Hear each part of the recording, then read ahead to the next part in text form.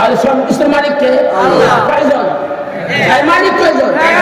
এবার আপনারা শুনুন যে মালিকের কাজ হইল আইন তৈরি করা, আর গোলামের কাজ হইল আইন মেনে নেওয়া।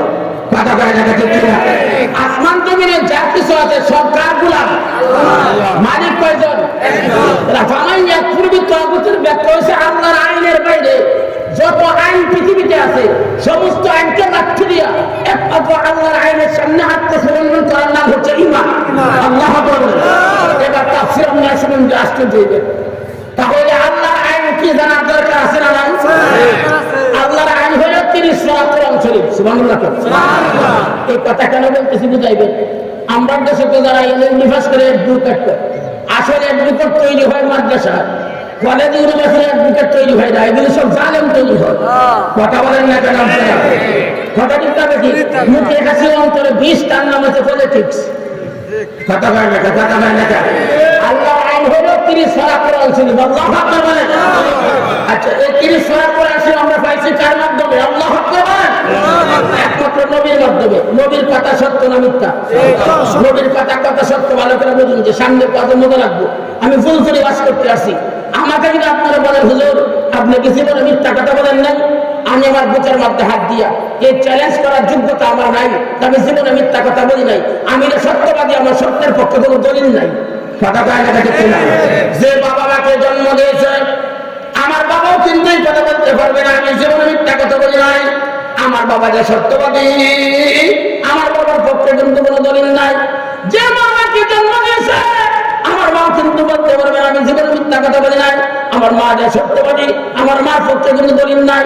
কিন্তু যে নবীকে আল্লাহ কোরআন দিয়ে বলেছেন, নবীর সম্পর্কে আল্লাহ বলেন ওয়ান নাজমি ইযা হাওয়া মা দাল্লা সাহিবুকুম ওয়া মা গাওয়া ওয়া মা ইয়ানতিকু আনিল হাওয়া ইন হুয়া ইল্লা ওয়াহয়ুন ইউহা।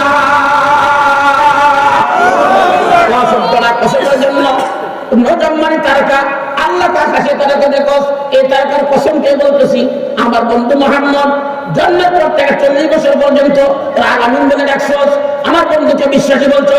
যখন আমার বন্ধু আমার আইনের কথা বলছে, ওহির কথা বলছে, বন্ধুকে বলছ বন্ধু বিপদগামী হয়ে গেছে, পথভ্রষ্ট হয়ে গেছে। আমার বন্ধু বিপদগামী না, আমার বন্ধু পথভ্রষ্ট না। আমার বন্ধু যত কথা বলছে একটা বন্ধুর কথা না, সকল কথা হইল আমি আল্লাহর কথা। আপনাদেরকে জিজ্ঞাসা করি, কোরআনে কারিমে যত কথা আছে এগুলি কার কথা? আল্লাহ। আচ্ছা, কোরআনের সকল কথা সত্য না, কোন কথায় ভেজাল আছে? এই বিশ্বাস করেন কারা কারা? হাত তুলেন যদি। এই কথা সত্য। এবার শুনুন যে ঈমান কারে কয়, সামনে কিন্তু মজার আলোচনা আছে, আপনারা থাকতে করবেন না। খুব খেয়াল করে বলুন যে ঈমান কারে কয়। গলা কি করবে একটু পরে ইনশাআল্লাহ। কি করতেছে না? আগের মতো আছে না? ঠিক আছে, সামনে একদম ক্লিয়ার হয়ে যাবে। আল্লাহু আকবার। কথা বলছেন, খুব খেয়াল করে বুঝবেন। ঈমান হচ্ছে ওই জিনিস, কোরআনে কারিমের যত কথা আছে খুব খেয়াল করে শুনবেন, প্রত্যেকটি কথা নিজের আমার মতের সাথে মিল হোক অথবা না মিল, আমার ব্যক্তিগত জীবনের সাথে মিল হোক অথবা না মিল, আমার পারিবারিক জীবনের সাথে মিল হোক অথবা না মিল, সকল কথা আল্লাহর কথা। এর মধ্যে কোনো কিন্তু নাই, কোনো তবে নাই। এই বিশ্বাসের সামনে আত্মসমর্পণ করার নাম হচ্ছে ঈমান। এবার আপনাদেরকে জিজ্ঞাসা করি, ঈমানকে ঠিক রাখতে হইলে পুরা কোরআন বিশ্বাস করলে ঈমান ঠিক। তো ঈমানকে নষ্ট করার জন্য পুরা কোরআন স্বীকার করা লাগে না, একটা শব্দের সাথে বেয়াদবি করলে ঈমান বাতিল। নগদ বলবো না বাকি বলবো? এবার শুনুন যে নামাজ পড়তে হলে 3টা বিষয় দরকার। 1 নম্বরে শরীর পাক, 2 নম্বরে কাপড় পাক, 3 নম্বরে নামাজের জায়গা পাক। কাপড় না পাক হলে নামাজ হবে না। কাপড়টাকে পাক রাখার জন্য কমপক্ষে 20টা আইটেম থেকে বাঁচাইতে হইব। ফসল পায়খানা, মনি মজি, মলমূত্র, ফসলের বাসা পায়খানা, রক্ত ইত্যাদি, এরকম 20টা আইটেম দিয়ে বাঁচাইলে কাপড়টা পাক। কাপড়টাকে পাক রাখার জন্য 20 আইটেম থেকে বাঁচানো শর্ত। না পাক করার জন্য কি একসাথে আইটেম 20টা লাগবে না একটাই যথেষ্ট? কথা পায় না। কাপড়টাকে পাক রাখার জন্য 20 আইটেম থেকে বাঁচানো শর্ত, না পাক করার জন্য আইটেম 20টা লাগে না, একটাই যথেষ্ট। ঈমানকে ঠিক রাখতে হলে পুরো কোরআন বিশ্বাস করলে ঈমান ঠিক। ঈমানকে নষ্ট করার জন্য পুরো কোরআন স্বীকার করা লাগে না, একটা শব্দের সাথে বেয়াদবি করলে তোর ঈমান বাতিল। ঈমান বাতিল বলবো। কথা কয় না কেন বলবো মসজিদের সভাপতি সুদের সভাপতি শুক্রের বাচ্চা নাই হুজুর তো শুক্রবারে সুদে বাস করছে মসজিদটা বাইরে এটা আজকে আজকাল চলে কথা কয় না কথা কয় না হুজুর হুজুর ওয়াজ করুন বাধা কথা যে তাওয়াজ করলে সমাজে ফেটনা হবে তাওয়াজ করুন আছে না কথা বলে হুজুর বলে আমি তো আপনার বিরুদ্ধে বলি নাই সূরাতুল বাকারা 275 ব্যাখ্যা করতে সুদ হারাম সব ব্যাখ্যা যা করার লাগবে কোনো কথা আছে বেতন কি কম দেয় নাকি কথা বলে না এমন লোক আছে হুজুর বলে আমি তো আপনার বিরুদ্ধে বলি নাই তো বিরুদ্ধের পক্ষে আপনি কি করবেন সবাই আপনার করার লাগবে যা সমাজের মধ্যে ফেটনা সৃষ্টি করতেন যা তাহলে বুঝতে গেলে এই লোক কোরআনের সব ব্যাখ্যা মানে সূরাতুল বাকারার 275 ব্যাখ্যা শুনতে রাজি না এই মানে সেনা দেশে কতটুকু গেছে কতটুকু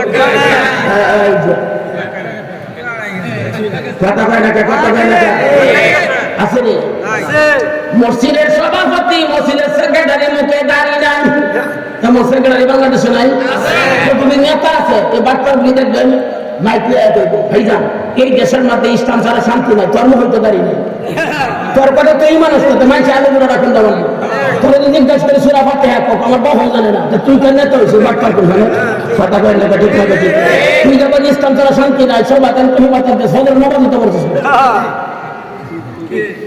কথা কয় না কথা কয় না কথা কয় না আপনাদেরকে বলে দেই আগামী বাংলাদেশ হবে উলামায়ে কেরামের বাংলাদেশ এর মধ্যে এক জালেম বিদায় হয়েছে আর কোন জালেম সংসদে বসতে পারবে না বেশি দিন নয় দেখতে পারবেন আগামী দেশ চলবে কোরআন দিয়া কোরআনের বাইরে কেউ চলতে পারবে না যত বড় একটা ভাই হ্যাঁ একটা বছর একটা কি একবার একা বলে বলতে ভাই হ্যাঁ করে দেবে কিন্তু ওরা হিসাব দিয়েছে দুইটাতে একটা হলো গেছে জুলুম শুরু করছে তোরা তো তার মতো ভালো না চলবে না আগামী দেশ চলবে উলামায়ে কেরামের কথা মতো জালেমের কথা দেশ চলবে না এটা ইনশাআল্লাহ পরিষ্কার বলে দিলাম ইনশাআল্লাহ সাধারণ মানুষ যারা আছে ফর্সা করে পাহাড় চায় না তারা চায় কোরআন দিয়ে দেশ চলবে যখন কোরআন দিয়ে দেশ চলবে দেশের মধ্যে দুর্নীতি চলবে না একবার জিনা করবে পরিষ্কার রাস্তা ফেলে দুর্গা মারবো দেখবেন একটা দেখে আর কেউ জিনাই করবে চুরি করবো আর চারটে দিব প্রকাশ্য দেখবেন এই দেশের মধ্যে কোনো চুরি চলতো না আমরা দেশে সুরের বিচার করে ডাকাইতে কথা বললে সুরের বিচার কেনা করে কেমনে কইতাম নি